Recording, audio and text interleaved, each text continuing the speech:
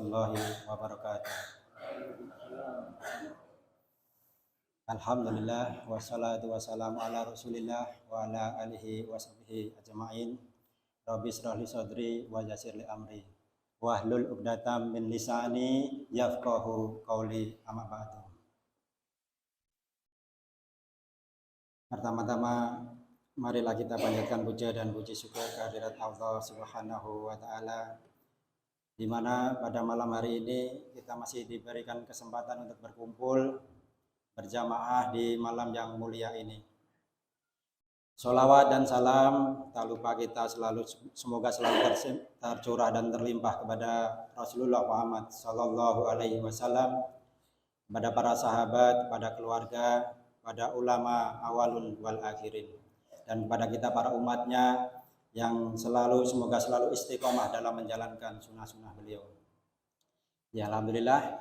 Di sini saya diamanai oleh pengurus dari Masjid Jami Ahmad Maryam untuk memberikan kultum tarawih Ramadan yang bertemakan pria bermutu sholat tepat waktu.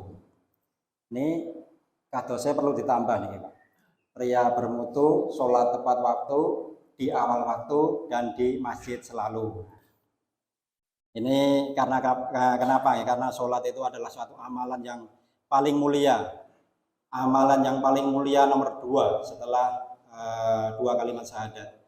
Dengan amalan sholat ini adalah amalan yang paling pertama kali nanti dihisab oleh Allah Subhanahu wa taala, amalan yang apabila amalan sholat kita baik, maka baik pula amalan-amalan kita yang lainnya. Sholat itu adalah awal dari segalanya Bapak Ibu. Sholat itu kalau sholat kita baik, maka insya Allah semua amalan kita akan menjadi baik juga. Tanya pada diri kita masing-masing Bapak Ibu, apakah selama ini sholat kita itu sudah baik? Apakah sholat kita selama ini sudah sesuai dengan tuntunan Rasulullah? Karena banyak sekali dulu waktu zaman saya kecil belajar sholat itu juga luar biasa. Di perbedaannya setelah tahu ilmu yang sunnah, yang syar'i, ternyata perbedaannya juga banyak. Kenapa harus sesuai tuntunan Rasulullah? Karena Rasulullah bersabda dalam hadisnya yang sangat terkenal ya. Rasulullah mengatakan bahwa Nabi Shallallahu Alaihi Wasallam, "Shollu kama ra'aitumuni usolli." Jadi sholatlah sebagaimana kalian melihat aku sholat. Gimana caranya melihat Rasulullah sholat? Ya dengan cara mensyariati tuntunan beliau, dengan cara kita belajar ilmu Bapak Ibu. Karena eman-eman kita sudah sholat sekian lama tapi tidak sesuai tuntunan, eman-eman. Jadi kita harus mulai belajar. Di masjid ini pada tahun 2022 ini belajar sholat itu 1 tahun Bapak Ibu. Di sini diajarkan sholat selama 1 tahun, itu cuma belajar sholat saja. Belajar dari nol ya, dari wudhu, dari sholat, dari gerakan, dari bacaan. Insya Allah yang diajarkan juga yang disesuaikan dengan sunnah Nabi. Yang tahun kedua, tahun 2023, kita diajarkan tentang kesalahan-kesalahan dalam sholat.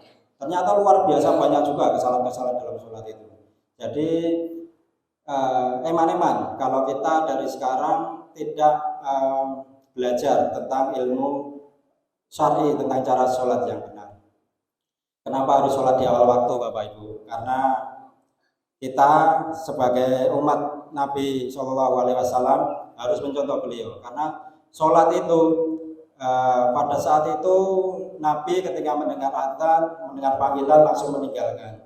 Itu sesuai dengan perkataan dari Aisyah radhiyallahu an mengatakan, kami istri-istri Nabi Shallallahu Alaihi Wasallam senantiasa bercengkrama bercanda dengan Nabi, tapi waktu Nabi mendengar panggilan untuk sholat langsung meninggalkan kami. Itu artinya apa Bapak Ibu? Jangan jadikan keluarga, jangan jadikan istri, jangan jadikan anak-anak kita sebagai alasan untuk tidak mengerjakan sholat pada waktunya dan sholat di awal waktu dan berjamaah. Rasulullah mengajarkan kita mencontoh Nabi Rasulullah SAW dengan cara apa? Nabi selalu mengerjakan sholat berjamaah.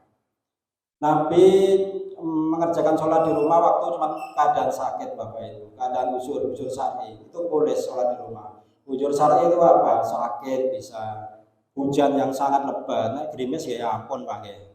Naik gerimis ya masih ada payung, masih ada jas hujan, masih bisa ke masjid. Itu masih bisa. Terus dalam keadaan sholat juga jangan tergesa-gesa Bapak Ibu. Kalaupun kita terlambat, jangan sampai lari karena itu mengganggu kekhusyukan kita maupun kekhusyukan jamaah yang lain. Itu salah satu gambaran untuk tentang sholat di tepat waktu. Nanti ibadah yang pertama kali dihisab oleh Allah Subhanahu wa taala di yaumul akhir adalah ibadah sholat kita Bapak Ibu. Jadi yang sangat perlu kita perhatikan adalah bagaimana cara kita untuk mengerjakan sholat itu dengan baik dan benar, dari bacaan, dari gerakan maupun dari tata cara yang benar sesuai tuntunan Rasulullah Muhammad SAW. Kenapa ibadah sholat? Karena sholat adalah miftahul jannah. Miftahul itu kunci, miftah. Kunci dari segala perbuatan itu adalah sholat Bapak Ibu. Sholat itu juga sebagai pembeda diri kita muslim dengan yang kafir. Diri kita muslim mendapatkan ibadah yang sangat mulia Bapak Ibu. Sholat itu ibadah yang diberikan langsung oleh Allah Subhanahu wa taala kepada Rasulullah Muhammad SAW pada waktu Rasulullah Isra Mi'raj Bapak Ibu. Jadi sholat itu berbeda dengan ibadah-ibadah yang lain. Kalaupun ibadah yang lain itu melalui wahyu yang diturunkan pada malaikat Jibril, tapi sholat itu berbeda dengan ibadah-ibadah yang lain. Ibadah sholat ini dianjurkan dilaksanakan di awal waktu Bapak Ibu, karena Allah Subhanahu wa taala adalah zat yang harus kita dulukan. Hak Allah itu harus kita utamakan. Hak Allah itu apa? Sholat Bapak Ibu. Sholat itu harus kita utamakan karena sholat itu adalah haknya Allah. Haknya kita sebagai hamba untuk mengerjakan sholat di awal waktu dan tepat waktu. Perbedaan sholat di awal waktu dan tepat waktu itu berbeda Bapak Ibu. Sholat di awal waktu adalah sholat yang dikerjakan di awal waktu. Jadi saat muadzin melangsungkan adzan, langsung kita menuju ke masjid dan sholat di awal waktu. Kalau sholat tepat waktu itu, waktu-waktu sholat itu adalah waktu yang tepat Bapak Ibu. Jangan sampai kita mengulur-ulur waktu, adzan zuhur, selah dilongkas, cik nanggung, ada kerjaannya. Selah sampai adzan asar, itu mengulur waktu Bapak Ibu. Jadi jangan sampai kita terpikat oleh dunia, terpenjara oleh keadaan hingga melalaikan sholat Bapak Ibu. Eman-eman, sangat eman-eman sekali. Jadi bahkan Allah Subhanahu wa taala memuji pada hamba-hambanya yang senantiasa sholat tepat pada waktunya dan meninggalkan segala aktivitasnya pada saat telah masuk waktu sholat. Allah Subhanahu wa taala berfirman pada An-Nur ayat 37, "Rijalun la tulhim tijaratun wala bayun an zikrillah wa iqami as-shalah wa itai az-zakah."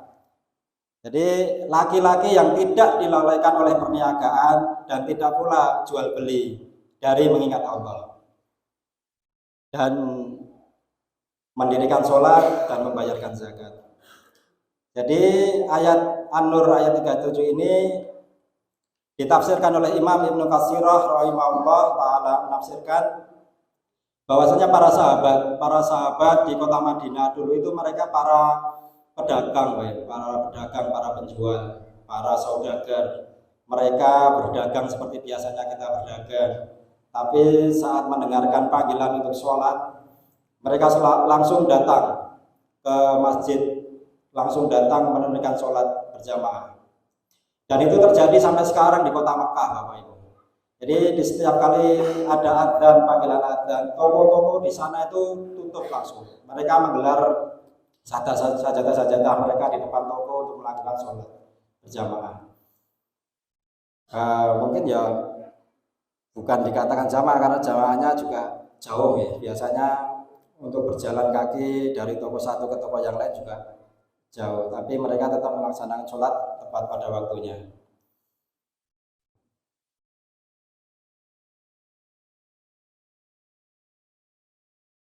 Dasari diri kita, anak-anak kita, saudara-saudara kita, utamanya adalah keluarga kita Bapak Ibu. Kita di zaman yang serba modern sekarang ini banyak sekali gangguan-gangguan, banyak sekali godaan-godaan. Godaan yang paling nyata Bapak Ibu, ini namanya setan kotak, HP Bapak Ibu. Jadi ini gangguan yang luar biasa sekali. Di situ banyak sekali dunia. Jadi perlu kita waspadai. Ini adalah peringatan untuk diri saya pribadi dan keluarga kami, karena melalaikan sholat karena sebuah gangguan yang diciptakan, memang sengaja diciptakan untuk itu Bapak Ibu. Jadi manfaat yang diambil ada, tapi mudorotnya juga banyak sekali.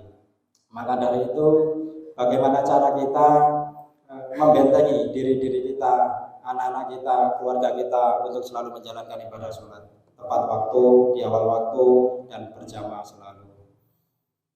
Untuk ke depan kita yang masih ada di sini mungkin masih bisa membentengi diri kita dengan keimanan kita masing-masing, dengan keadaan kita masing-masing. Tapi pikirkan anak-anak kita, anak-anak cucu kita ke depan.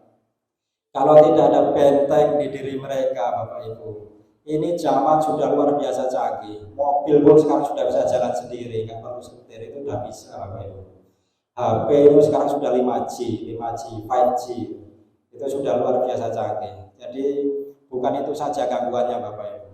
Gangguan ke depan itu adalah yang paling nyata adalah Syiah Bapak Ibu. Syiah dan juga komunis itu paling kelihatan. Jadi hati-hati Bapak Ibu, bentengi anak kita, bentengi diri kita untuk selalu dekat kepada Allah Subhanahu wa taala. Dalam hidup ini bercerminlah Bapak Ibu. Nanti pulang bercerminlah, lihatlah diri kita, sebaik apa sholat kita, sebaik apa kita dekat dengan Allah Subhanahu wa taala yang menciptakan kita, yang setelah memberikan banyak sekali kemudahan-kemudahan dalam hidup kita. Bercerminlah Bapak Ibu, lihat diri kita, apakah kita ini sudah baik dalam melakukan sholat, apakah kita ini sudah senantiasa tepat waktu dalam menjalankan sholat, apakah kita ini sudah baik dalam menjalankan jamaah dalam sholat. Luar biasa sekali Bapak Ibu, kalau kita melihat diri kita, melihat pribadi saya sendiri, ternyata masih banyak sekali kekurangan-kekurangan yang ada dalam diri kita. Untuk itu di bulan yang mulia ini, sebagai pijakan kaki langkah awal kita untuk membangun diri kita, menjadikan diri kita menjadi muslim yang lebih baik, muslim yang lebih taat, muslim yang dicintai oleh Allah Subhanahu wa taala. Mari kita bersama-sama menjadikan tolak ukur Bapak Ibu. Bagaimana sholat kita di bulan Ramadan ini, apakah masih berlanjut ke bulan-bulan berikutnya? Apakah masih bisa kita istiqomah ke bulan-bulan berikutnya? Coba, banyak sekali, bayangkan jutaan bahkan miliaran manusia yang di alam kubur sana sudah tidak bisa lagi menjalankan ibadah ini Bapak Ibu. Padahal ibadah ini adalah ibadah yang paling luar biasa yang harus kita jalankan setiap waktunya. Ini mulailah dari sholat wajib dulu Bapak Ibu. Mulai dari sholat wajib agar kita terbiasa sholat berjamaah. Mulai dari diri kita, menjadikan contoh kita, dijadikan contoh oleh keluarga kita, agar anak-anak kita, keluarga kita juga taat dalam beribadah kepada Allah Subhanahu wa taala. Dalam dunia ini pendek Bapak Ibu. Kita umur paling berapa? Kemarin Masya Allah tabarakallah, saya pulang ke rumah di Torio. Itu imam masjid saya waktu kecil sampai sekarang Bapak Ibu, umurnya sudah 95 tahun, tapi Masya Allah beliau masih sholat di saf pertama dan belum pikun, masih bisa menjalankan aktivitas dengan biasa 95 tahun Bapak Ibu. Karena kebiasaan sholatnya, kebiasaan baca Al-Qurannya, jadi beliau masih bisa menjalankan ibadah dengan baik. Semoga bulan Ramadan ini bisa menjadikan diri kita menjadi lebih baik dan menjadikan kita selalu mengingat Allah Subhanahu wa taala. Semoga bulan Ramadan yang mulia ini menjadikan kita selalu bisa menjalankan sholat tepat pada waktunya, di awal waktu, dan selalu berjamaah. Mudah-mudahan ini full ya masjidnya itu, sampai belakang-belakang, sampai luar-luar. Jadi Mudah-mudahan selalu seperti ini terus Bapak Ibu. Utamanya bisa menjalankan sholat tepat waktu. Bagaimana caranya? Caranya dengan niat. Niat kita diniatkan dulu. Tidak niat nggak bisa. Contoh, biasanya ada sepak bola itu jam 2 malam Bapak Ibu. Waktu itu enggak pengen nonton, tapi caranya bangun diniati bisa bangun. Nah itu kan juga bisa kita terapkan di kita waktu sholat subuh. Gimana caranya kita bangun sholat subuh? Tak kasih tips itu teman-teman, biasanya kita kasih alarm itu sampai double 3 supaya apa? Paksa diri kita untuk bangun, paksa diri kita untuk beribadah, paksa, karena ibadah itu harus dipaksa. Kalau ibadah tidak dipaksa, itu ya lepat paksa diri kita untuk selalu menjalankan perintah Allah agar diri kita menjadi muslim yang taat dan dicintai oleh Allah Subhanahu wa taala. Mungkin itu yang dapat saya sampaikan, kurang lebih saya mohon maaf. Kita tutup dengan doa kafaratul majelis. Subhanallah. Assalamualaikum warahmatullahi wabarakatuh.